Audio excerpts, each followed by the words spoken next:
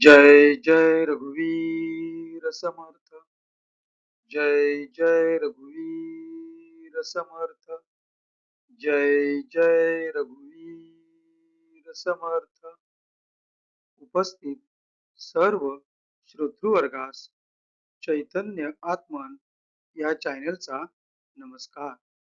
आजच्या या ग्रंथ वाचनाच्या उपक्रमात आपणा सर्वांचं हार्दिक स्वागत।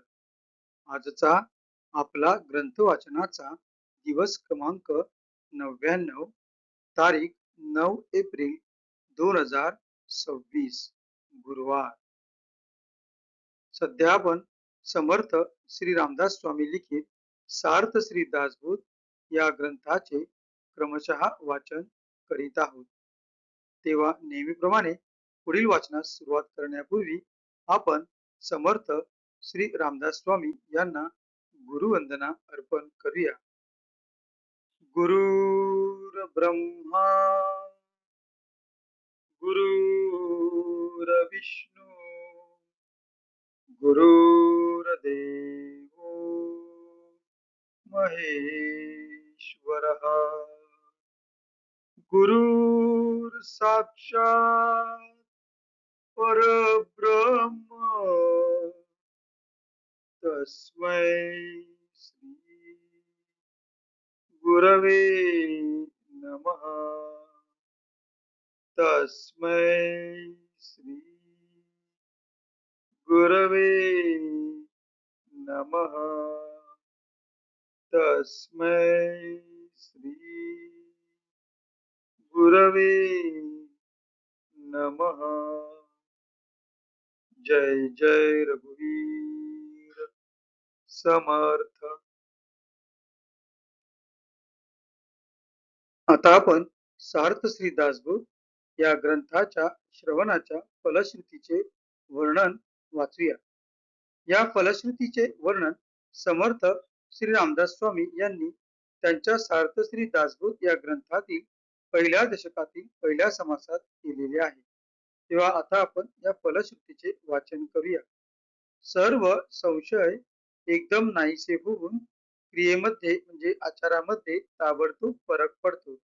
येथे समर्थ श्री रामदास स्वामी आपल्याला सांगू इच्छित आहेत की जो कोणी व्यक्ती सार्थ श्री दासबोध या ग्रंथाचे नित्य नियमाने श्रवण किंवा वाचन करेल त्या व्यक्तीच्या आचरणामध्ये ताबडतोब फरक पडतो। सायुज्य मुक्तीचे रहस्य कळून येऊन तिच्या प्राप्तीचा सुलभ मार्ग सापडतो। दुसऱ्या बिकट साधनांचे कारण पडत नाही। अज्ञान, दुःख व भ्रांती यांचा नाश होऊन तत्काळ ज्ञानाचा लाभ होतो, अशी या ग्रंथाची फलश्रुती आहे। योग्यांचे परमभाग्य असे वैराग्य अंगामध्ये बांधते। विवेक व चातुर्य यथा योग्य प्राप्त होते। जे कोणी संशयग्रस्त अवगुणी व अवलक्षणी असतील ते सुलक्षणी धूर्त तत्ववेत्ते चतुर व समयत्न असे होतील। आळशी असतील ते उद्योगी होतील। पाप्यांना पश्चाताप होऊन ते शुद्ध होतील आणि भक्ती मार्गाचे निंदक असतील तेही भक्ती मार्गाला वंदन करू लागतील। बद्धांचेच मुमुक्षु होतील व मूर्ख अति दक्ष होतील। अभक्तांना भक्ती मार्गाच्या योगाने मोक्ष मिळेल। अनेक दोषांचा नाश होऊन पतित असतील तेच पावन होतील। तात्पर्य, हा ग्रंथ नुसता ऐकल्याने प्राण्याला उत्तम गती मिळेल। देहबुद्धीमुळे येणारे अनेक प्रकारचे धोके, संशयाचे अनेक धागे दोरे, संसारातील अनेक उद्वेग हा ग्रंथ ऐकल्याने नाश पावतील। हा ग्रंथ ऐकल्याने अधोगती चुकून मनास विश्रांती व समाधान मिळेल, अशी या ग्रंथाची फलश्रुती आहे। ज्याचा भावार्थ जसा असेल तसे त्याला फळ मिळेल। जय जय रघुवीर समर्थ। आता आपण सार्थ श्री दासबोध या ग्रंथाच्या क्रमशः वाचनास सुरुवात करूया। सध्या आपण या ग्रंथातील तिसऱ्या दशकातील 9व्या समासाचे ज्याचे नाव आहे मृत्यू निरूपण, या समासाचे वाचन करीत आहोत. मागील भागात आपण ओवी क्रमांक 11 ते ओवी क्रमांक 20 या 10 ओव्यांचे त्यांच्या मराठीतील अर्थासहित वाचन केले. आज आपण त्या पुढील 10 ओव्यांचे वाचन करणार आहोत. आपणासमोर जे पृष्ठ दिसत आहे त्या पृष्ठातील शेवटची ओळ 20 या अंकानंतर मृत्यू न म्हणे शास्त्रज्ञ या शब्दांनी सुरू होते. तर तेथूनच आपण आजच्या वाचनास सुरुवात करूया. मृत्यू न म्हणे शास्त्रज्ञ, मृत्य क्षमा असावी, मृत्य न म्हणे शास्त्रज्ञ, मृत्य न म्हणे वेदज्ञ, मृत्य न म्हणे सर्वज्ञ,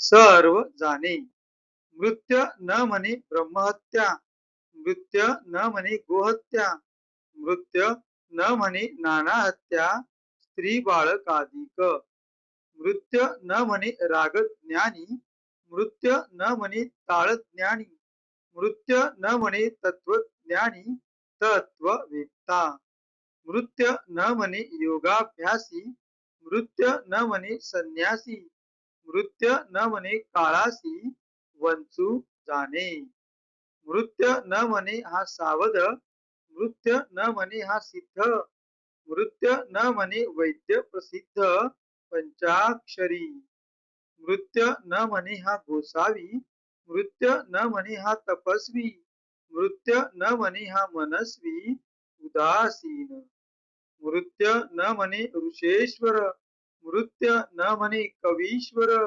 मृत्य न म्हणे दिगंबर समाधिस्थ, मृत्य न म्हणे हठयोगी, मृत्य न म्हणे राजयोगी, मृत्य न म्हणे वितरागी निरंतर, मृत्य न म्हणे ब्रह्मचारी, मृत्य न म्हणे जटाधारी, मृत्य न म्हणे निराहारी योगेश्वर, मृत्य न म्हणे हा संत, मृत्य न म्हणे हा महंत, मृत्य न म्हणे हा गुप्त होतसे. जय जय रघुवीर समर्थ. अशा रीतीने समर्थ श्री रामदास स्वामी आपल्याला मृत्यूच्या निरूपणाविषयी सांगत आहे. ही मृत्यू कोणालाही पाहत नाही, तो सगळ्यांना अटळ आहे. हेच ते पुढील ओव्यांमध्ये देखील सांगणार आहे. तर पुढील ओव्यांचा भाग आपण पुढील भागात पाहूया. आता आपण ओवी क्रमांक 21 ते ओवी क्रमांक 30 यांचा मराठीतील अर्थ बघूया. आपणासमोर जे पृष्ठ दिसत आहे त्या पृष्ठातील वरून पहिलीच ओळ 21 या अंकाने सुरू होते. तर तेथूनच आपण आजच्या मराठीतील वाचनास सुरुवात करणार आहोत. शास्त्रज्ञ, वेदवेत्ता, सर्व काही जाणणारा अंतर्ज्ञानी, ब्रह्महत्या, गोहत्या किंवा स्त्रीबालकादी अनेक हत्या मृत्यू पाहत नाही. मृत्यूला ब्रह्महत्येचे भय वाटत नाही, तो गोहत्येला भीत नाही, स्त्री बाळकांतिकांची त्याला करुणा येत नाही.